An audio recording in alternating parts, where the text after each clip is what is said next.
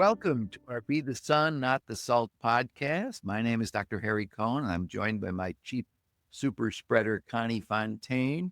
And this is another in our series of how do I practice being heliotropic in all kinds of different circumstances? Today's topic is how do I listen to someone when I know I'm right and they're wrong? It's never happens to me. Yeah, I think this is a good one for all of us, and I think we're already laughing because it's a fun topic because I'm sure our listeners are already saying, "Oh, do I ever do that?" You get into a conversation, and being a real listener is about really listening, having some curiosity, and genuinely wanting to understand the other person's point of view. And that point is the whole point, which is Mhm. even though we're right, which is a posture that we take internally, it prevents us from being curious and learning Right. anything because we've closed off. Mhm. It really requires us to try to see if we can understand something that we didn't understand before the conversation. We were talking to a listener who literally was talking about how she has a difficult time talking with her father about a political This issue. is overall, yeah, point of view. And the point is that it is hard for her to have a conversation to try and understand his point of view because she disagrees with it. Yet the opportunity for her and for all of us is to see in the next conversation whether she can learn something. And learn Mhm. means I didn't know that about him. And that's what we're really looking for, understanding.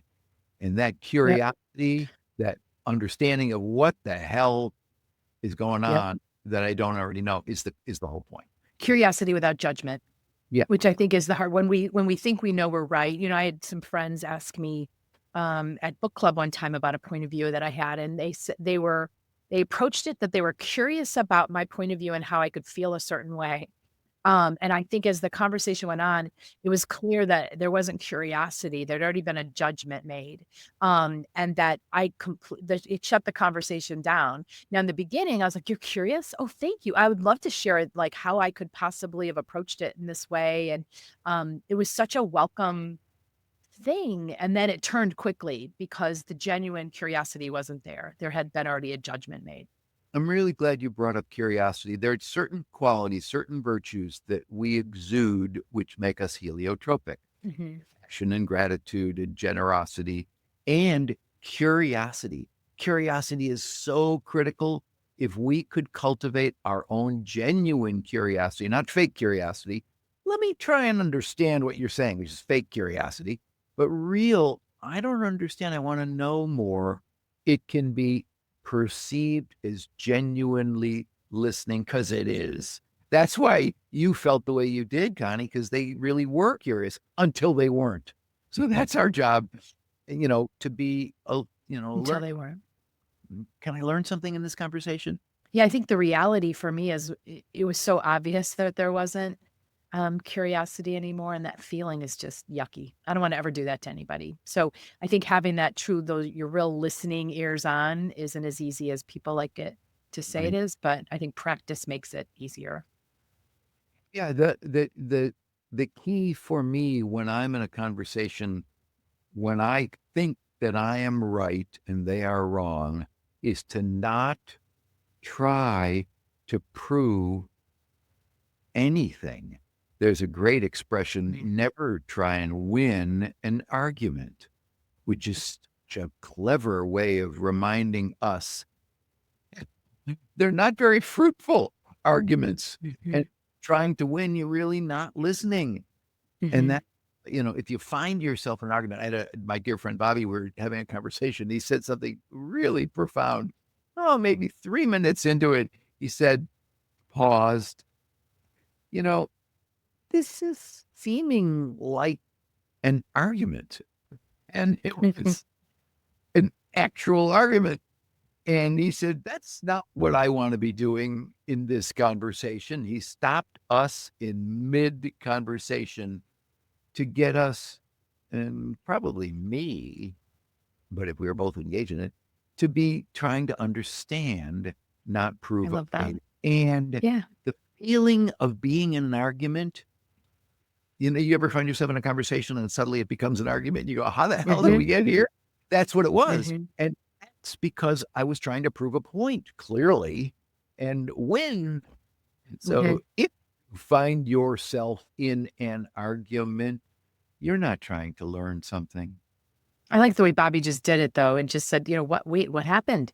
And I think that'd be a great way, especially if I'm thinking about a colleague, it probably wouldn't get to that level, but I think stopping and saying, "Yeah, I don't like the way this is going. I'm curious about your point of view, and I hope that that's coming across.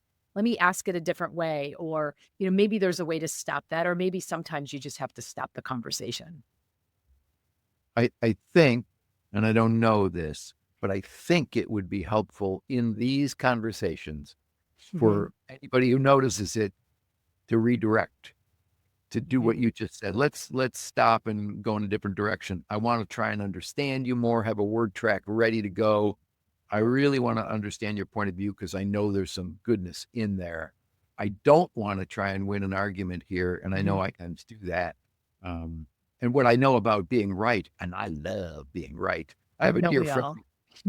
everyone loves it, but this guy, he said, I've retired from needing to be right. And whenever we're in a conversation, it feels like it's you're trying to be right. He goes, no, no, no, I've retired. But I it's a love play. that. It is a playful way to say, "We gotta just stop right here." Jack McCausland, a colleague of ours, uses this work, with he and his team, and he sent us a quote from Mark Nepo, I think it was.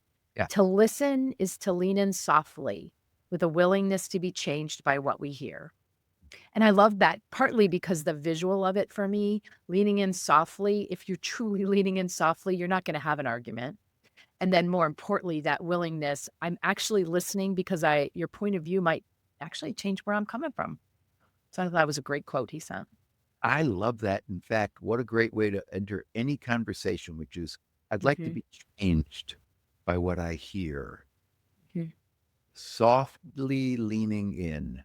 Thank you for that. mhm. Yeah, it's a good visual. Anything else on this one? I think that Hear people's reactions. I'd love to hear yeah, people's me too. success stories, how they get it, how they do it, how they find themselves in an argument and then getting out of an argument and being more curious. That's right. Don't tell us that you're always right. That won't be a good response, but we'd love to hear how this has inspired you to maybe handle a conversation a little differently. Thanks everybody for listening.